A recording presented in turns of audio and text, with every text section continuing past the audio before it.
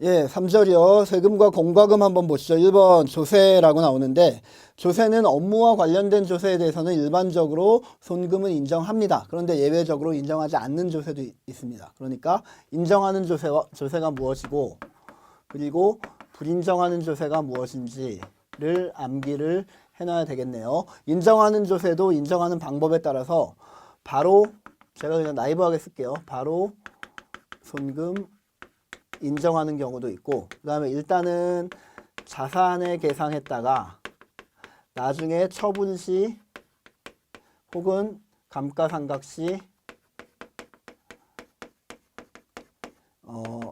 손금 인정하는 조세도 있습니다. 예, 이렇게 생각하시면 돼요. 자, 얘들은 보통은 이제 기간 과세하는 애들이 쭉 있는 거고 얘는 취득 시 한 번만 부과되는 것들이 있는 거고 무슨 말인지 잘 모르실 거예요. 그런데 한번 보면서 얘기를 한번 해봅시다. 표를 보니까 1번 원칙적으로는 송금이 되는데 송금은 단기 송금 되는 거 막바로 손금 계산을 해주는 게 있고요. 그 다음에 미래 송금인 게 있겠네요. 미래 송금이라는 게 방금 말한 것처럼 일단은 자산 계상했다가 처분하고 아니면 감가상각할 때 그때서야 손금으로 인정을 해주는 애들이 있습니다. 단기 송금하는 거에 얘는 재산세나 자동차세나 주민세나 종합부동산세 이런 것들은 어떻게 되는 거죠? 우리 아직 정확하게 배우진 않았지만 재산세건 자동차세건 주민세건 간에 전부 다 지방세인데 얘들의 특징이 뭐냐 하면 요 밑에 거에 비해서 얘들의 특징이 뭐냐 하면 기간에 1년에 한 번씩 꼬박꼬박 매년 꼬박꼬박 내는 세금이란 얘기예요. 저 재산세 같은 경우는 매년 6월 1일을 기준으로 해서 7월 달에 한 번 내고 9월 달에 한 번 내고 주택 같은 경우에는 일반 토지 같은 경우에는 9월 달에만 내지만 어쨌든 간에 매년 6월 1일을 기준으로 해서 매년 한 번씩 내는 세금이다 라고 생각하시면 되고요. 자동차세도 우리가 안 배웠지만 상반기에 한 번 내고 하반기에 한 번 내고 내년에 가면 또 내년 상반기에 한 번 내고 내년 하반기에 한 번 내고 이런 식으로 기간별로 한 번씩 혹은 두 번씩 내는 세금이다 라고 생각하시면 돼요. 주민세도 역시 마찬가지로 1년에 한 번 내는 세금이고요.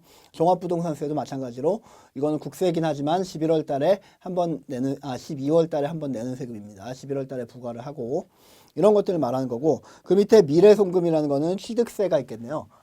취득 시에 딱 한 번만 부과합니다. 얘의 대표적인 게 취득세가 되는 거죠. 이렇게 알아두시면 돼요. 어떤 토지를 우리가 샀는데 토지를 샀으면 우리 이름으로 등기를 해야 될 거 아닙니까? 등기를 하려면 등기하기 전에 취득세 납부 영수증을 첨부해서 등기를 해야 되거든요. 이때 취득세를 한 번 내게 됩니다. 이때 취득세 한 번 내는 거. 예를 들어서 10억 원의 토지를 취득했다. 근데 취득세가 500만 원 들었다. 그럼 우리 회계적으로는 어떻게 표현합니까? 회계적으로 그 자산의 취득 원가라는 게 뭐죠? 회계적인 개념이랑 지금 세무적인 개념이 똑같습니다. 회계적인 개념으로 자산의 취득 원가가 뭡니까? 그 자산을 계획된 용도에 사용하기까지 들어간 모든 비용을 다 더한다 그랬죠. 그러니까 이게 전부 다 10억 원 더하기 500만 원, 10억 500만 원이 전부 다 토지의 취득 원가가 되는 거 아닙니까? 우리 회계적으로 또 다른 취득 원가 계산 방법 한번 예를 들어 볼까요? 어떤 기계 장치를 우리가 운반을 해서 사가지고 오는데 기계 장치를 5억 원에 샀습니다. 그런데 그 기계가 워낙 크기 때문에 거대한 덤프 트럭을 통해서 우리 회사까지 운반을 해왔습니다. 우리 회사 공장까지. 그 운반 비용이 500만 원 들어요. 5억 원 매입원가, 500만 원 운반비, 그 다음에 설치를 하는데 워낙 고가의 복잡한 기계이기 때문에 전문 기술자들이 막 모여들어서 전문 기술자들이 특별한 방법에 의해서 설치를 했다라고 하면 설치 비용이 한 또 300만 원 들었다라고 가정을 하죠. 그리고 이걸로 끝나는 게 아니라 진짜로 되는지 안 되는지 한번 시범 운전까지 한번 해봤다. 그 시 운전비가 100만 원 들었다라고 하면 이 기계의 취득 원가는 얼마입니까? 싹 다 더해야 되겠죠. 취득 원가 맨 처음 그 매입 비용 5억 원에다가 운반비 500만 원, 그 다음에 설치비 300만 원, 시운전비 100만 원 이것들을 전부 다 더한 가장 큰 금액이 취득 원가가 되는 거 아닙니까? 마찬가지로 똑같이 취급한다 이겁니다. 우리 세법에서도 취득세를 취득하면서 한번 내는 이 취득세 금액을 뭘로 본다?